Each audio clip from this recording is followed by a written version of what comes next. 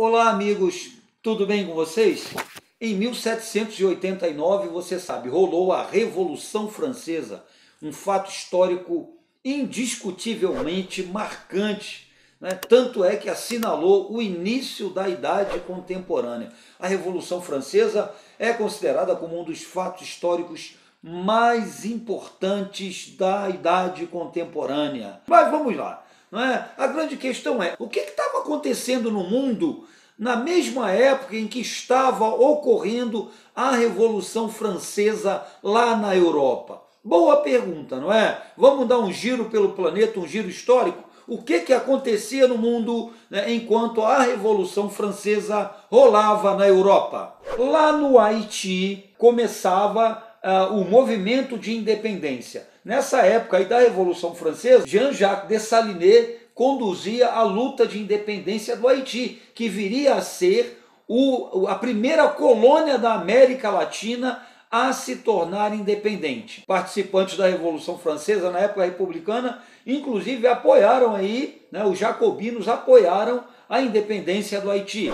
Aqui no Brasil rolava a Conjuração Mineira, a Conjuração Baiana. A Conjuração Mineira e a Conjuração Baiana foram movimentos que ocorreram no período colonial e são considerados movimentos precursores, né, do nosso processo de independência.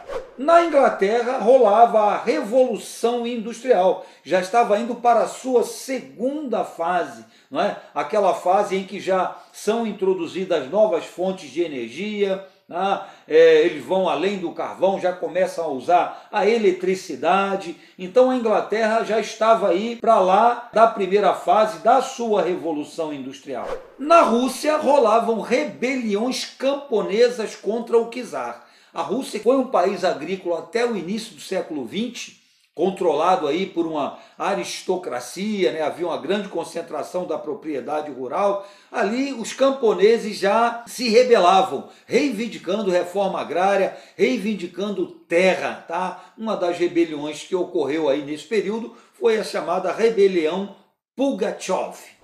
Na China, ali a China era governada pela dinastia Qin, uma dinastia que, no entanto, não conseguiu unir a China. A China era um grande império totalmente fragmentado e o seguinte, controlado, né, por potências europeias, como, né, a Inglaterra, a Alemanha, né, Japão, até o Japão também, né, tinha influência aí na China, e até os Estados Unidos. Quer dizer, embora fosse um império, o país, né, era controlado aí por potências estrangeiras, né? Áreas de influência de cada uma. E na África? Na África, os primeiros cientistas europeus, né, já a desbravarem a África, quererem conhecer a África, estavam se dirigindo para lá, e a África naquela época era formada por vários impérios, né, vários reinos independentes uns dos outros, que foram se formando na medida em que clãs mais poderosos conseguiram dominar outros, tá? Então era dividida em reinos e impérios. E os europeus já estavam lá, né, fuxicando lá a África, evidentemente alegando, né, estudos científicos, mas procurando sinais de riqueza, né, que interessassem às potências europeias. E nos Estados Unidos, né, a independência já havia acontecido e o país iniciava a sua marcha para o oeste, né, que foi um deslocamento populacional estimulado logo após a independência. Os colonos foram para o oeste e o governo pretendia, evidentemente, estender os limites do seu território, né, até o Pacífico, e aí foi, né, doando terra dessa marcha para o oeste. O chamado Destino Manifesto, evidentemente, resultou na destruição aí de inúmeras populações indígenas. Tá?